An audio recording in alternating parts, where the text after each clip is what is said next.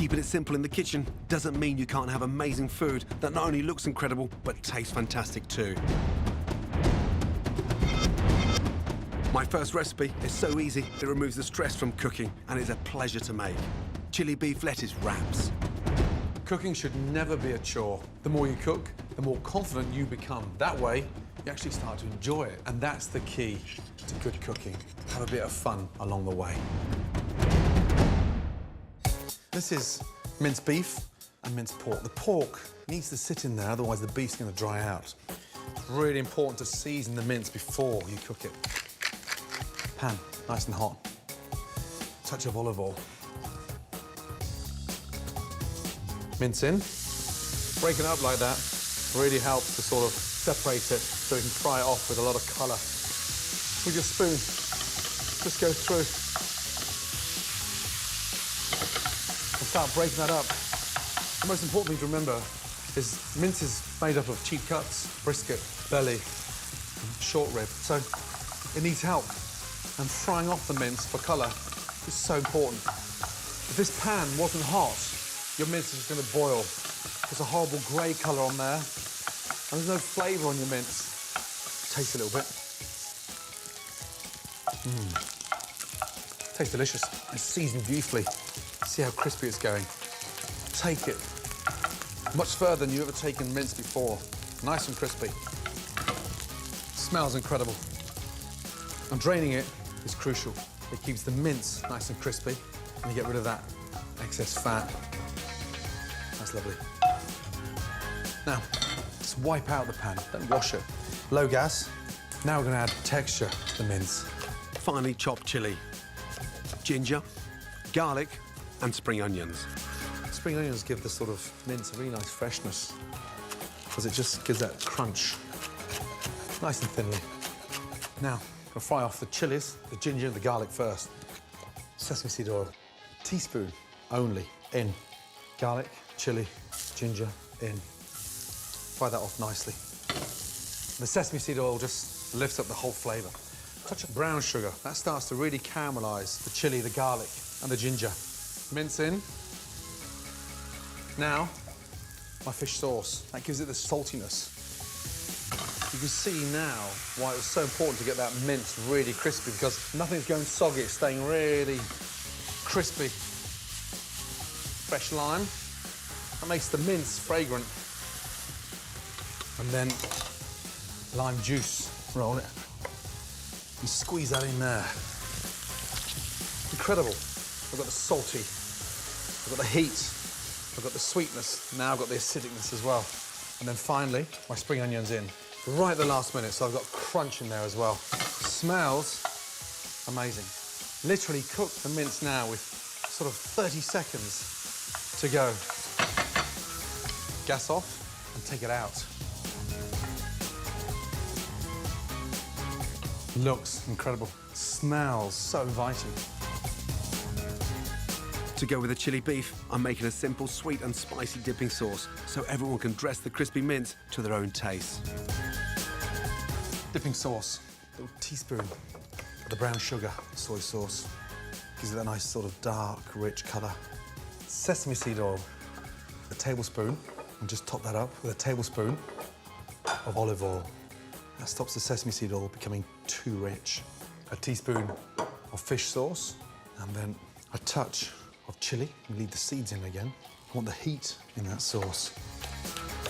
So impressive, an amazing show-off centerpiece. Lime juice in, and the coriander. Chop it through once. Give that a little mix up. Just check the seasoning. That's lovely. Nice and rich. Now the lettuce. I'm gonna use baby gem because it's really nice and durable and sort of quite strong. So you just sort of sit these nice trimmed lettuce leaves around. Now, the exciting part, serve. Take your lettuce up, spoon in your mince, and then a little touch of dressing. Just a little drizzle. Nice. And that's the secret of having good, easy, relaxed food, is that you just help yourself. Food that looks and tastes $1 million doesn't have to be complex. This dish is as fun to cook as it is to eat.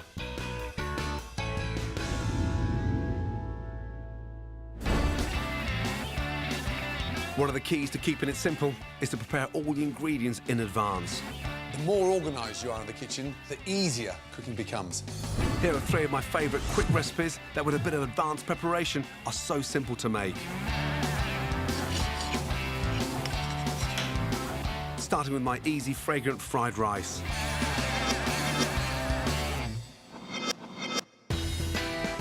First, get prepped. Chop garlic, ginger and chilli, keeping the seeds for extra kick. Slice spring onions, chop spring greens and trim a head of broccoli. Then whisk 2 eggs. Prep done, stir fry on. Add a good glug of oil to a hot pan. Garlic, ginger, chilli. Next, the spring greens and broccoli. Add water to steam. Then cook rice. This dish is perfect for using leftover rice. Make a well. Add the eggs, spring onions, and a dash of fish sauce. Scramble, then mix. Season. Top with lime and spring onions. My fragrant fried rice. Made simple with advanced prep and ready in 5 minutes. My next recipe it pays to get prepped for is garlic and saffron mayonnaise.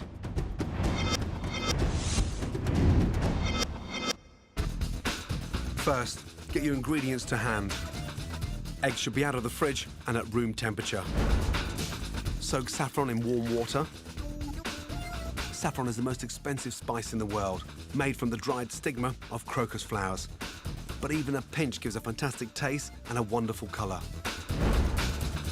Next, separate 3 eggs. Put the yolks into a mixing bowl. Add Dijon mustard, finely chopped garlic, the drained saffron, and a squeeze of lemon. Then mix. Whisking constantly, add oil slowly. It won't take forever. For perfect flavour, use half olive oil and half vegetable oil. When the mayonnaise comes together, season. A smooth, thick consistency means it's done. Top with saffron. Rich, delicious and perfect with everything from seafood to sandwiches and chips.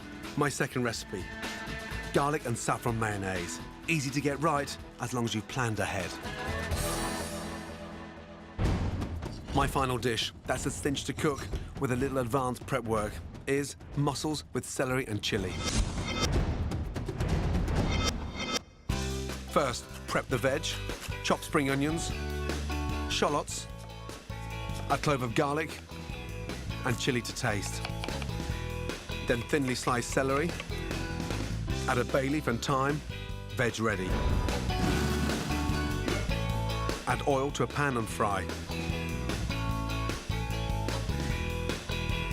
Season, then add mussels and stir. Mussels are one of my favourite shellfish, cheap, healthy and delicious. Cover and steam for a couple of minutes. As the mussels open, add vermouth and aromatic fortified wine. And 150 ml of dry white wine. On a high heat, reduce the liquid to create a sauce. Discard any mussels that are still shut. Then finish with creme fraiche and chopped parsley.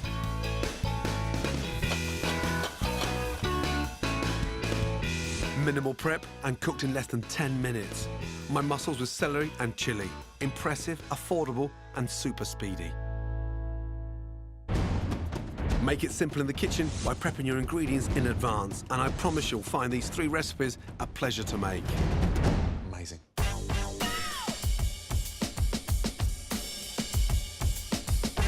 You don't need to spend a fortune on masses of kitchen equipment. This is my quick guide to kitchen knives. You basically need 3 knives. A heavy-duty chopping knife, followed by a small paring knife, which is brilliant for prepping vegetables, and then this baby here, a serrated edge knife for carving and slicing. Basically, that is it. Before you buy a knife, hold it in your hand and make sure it feels right for you. The secret behind a great set of knives is in the handle. If you're comfortable holding the handle, your cutting is going to be so much easier. The firmer the grip, the better the chopping. The heavier the handle, the more control you've got over the blade. With these 3 knives, you can't go wrong. My next recipe is easy and a pleasure to make if you're organised with everything ready in advance. Miso poached salmon with Asian vegetables. Organisation is key in the kitchen. Take a couple of minutes before you start and set yourself up. Make sure you know where everything is, stock, spatula, pan, etc.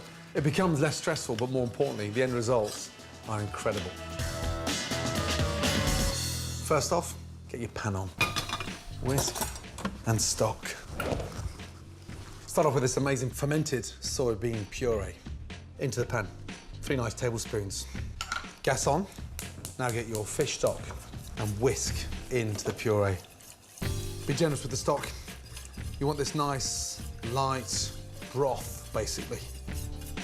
You can buy miso paste from big supermarkets and it works brilliantly with salmon. Poaching the salmon in the miso stock gives it a really nice sort of sweet, earthy, creamy flavour. It's incredible. Bring it up to the boil. We're going to infuse the broth and make it a little bit more fragrant. Kaffir lime leaf is very lemony inside the miso broth. Then chop chilli Chili's in. and finely sliced ginger. That's simmering beautifully. Now, we're going to poach the salmon. Poaching means cooking it in liquid, but it's cooked gently. And the secret here is to keep that salmon skin on. If we took the skin off now, the salmon can actually break up whilst it's poaching. Skin side, down. Just going to slide that in. Under. Nice. The minute that stock starts boiling, turn it down and let it simmer. Take a little ladle and just every couple of minutes pour over. That makes sure the top of the salmon is cooked evenly and keeps it nice and moist. And poaching is one of the most delicate ways of cooking, so you have to handle it with care. Whilst the salmon's poaching in the miso broth, start preparing your vegetables. I'm using tender stem broccoli and pak choy. I always like to cook the leaf and the stem separately. The leaf is like sort of spinach, and the stem is so much thicker. It's almost as thick as a stick of celery. So I like to get the stems sliced, just so I've got that nice sort of crispness. Place the leaves together nicely, roll them up nice and tight, and then slice them down. Now, my salmon, already the flavour in that broth has been elevated. Now it tastes really fishy. You've got the heat, the chilli, spiciness, the ginger, and the kaffir lime leaf. Take your fish slice and place it very gently underneath the salmon and push it down. Fish slices are flexible for that reason. Bend it, lift it up, just touch. You're looking for a springy, firm texture. And just sit that on top. A little touch of the broth over it. It stops it from drying out. Leave that to cool down for 2 minutes. Bring the stock back up to the boil. Broccoli in, pak choy, stems in. Little taste. It's getting better and better and better. Cook the broccoli and the bok choy stems for 1 minute and then add the tops in. Turn the salmon into your hand and just peel all that skin off. And the skin also helps to keep the salmon nice and moist. Then gently flake the salmon. That's the secret behind poaching. Everything just stays so moist. Wonderful long shards of pink. Now, just before we serve, we're going to add our mushrooms. These are enoki mushrooms. You can buy these enoki mushrooms in big supermarkets and good grocers. Slice them off. I'm going to put half in, and the other half I'm going to serve with the salmon. Toasted sesame seed oil. Put a little drip in there. Just rub. And you're just lining, almost like a little coat of varnish. Start off with your mushrooms, and then my salmon. 4 nice layers. And then finally, the mushrooms. Top with the vegetables. And then finally, a nice ladle. That beautiful, really sumptuous, rich stock. Lovely. And that is an amazing miso poached salmon soup. Simplify your cooking by getting organised, and amazing food will be coming out of your kitchen every day. And for great food, you need great ingredients. Next up, my shopping guide to getting the finest fish. When I buy my fish, I only want the freshest and the best. And if anyone knows how to get the best, it's Roger Kent Barton. He's been buying and selling fish at the world-famous Billingsgate Market in London for over 50 years. I love fish. I think it's the greatest food of all time. I sell literally every variety there is. I could feed you a different fish 365 days a year. This guy really knows how to sniff out the good from the bad. All fish smell different. The longer it's around, the more fishy it will smell. When it's lovely and fresh, it doesn't smell. Whenever you're going to buy fish, don't be frightened. Get your nose right into it. Don't go like that. Get it into it. Smell it. Smells delightful. It smells what I call salmony, and it's lovely. Barramundi, it's a lovely fish. The way to tell good fish is, look at it closely. It's shining. It's still got the bloom on it. His eyes are as bright as yours. Look in the gill, lovely and red. Put it in a bag for the gentleman, please. People should always be asking about their fish. What kind of fish is it? Where does it come from? A nice salmon. £19. It's a bargain at £20. Roger's right. Salmon's brilliant value and a great all-rounder. Really healthy and super delicious. Here's a quick look at the different cuts and how to use them. Whole salmon always impresses. It's fantastic stuffed and steamed, either in a fish kettle or in the oven wrapped in foil. Steaks are great value and brilliant baked. A side of salmon is perfect for poaching, home curing or baking in pastry. The fillet is so versatile, easy, fast to cook and great for pan frying. Smoked salmon, delicious cooked or raw. I love it with scrambled eggs. Broadly, there's white fish and there's oily fish. They come under 2 different sections. Here we have white fish. It's lovely, it's cod. It's the best cod in the world. It comes from a place called Peterhead. It's nice and white. The whiter the better. One of the most oily fish you'll find. Mackerel, there it is. Lovely colour. With most fish, the fresher they are, the harder they are. If you're not well and you're ill, have a mackerel. Sprats, otherwise known as top hats. Here we have flatfish, and these are known as plaice. As you can see, they've got spots. The redder they are, the fresher they are. It really is a lovely fish to eat. King George couldn't have better.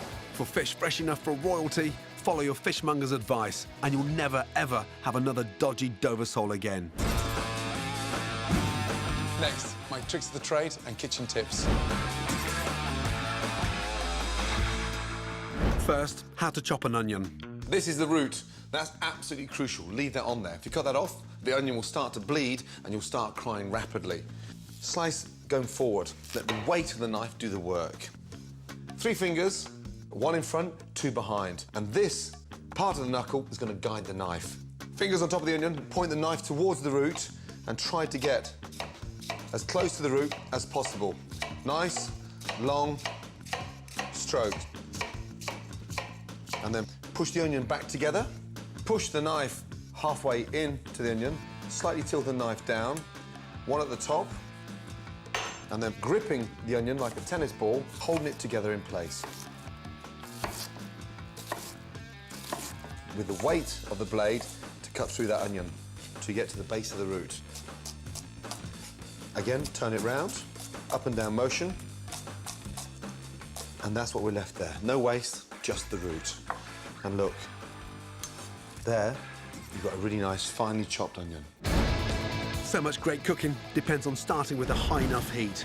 If a recipe calls for a hot pan, put it on early so it gets smoking hot. And always remember to preheat your oven at least 20 minutes before cooking.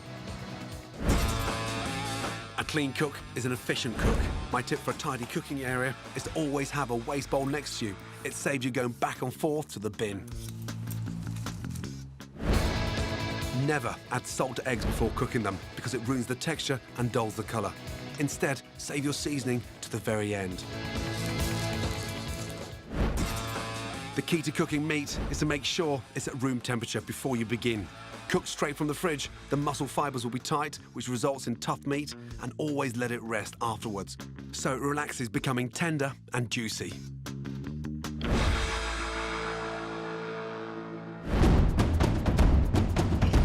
Follow my ultimate cookery course, crammed with key lessons.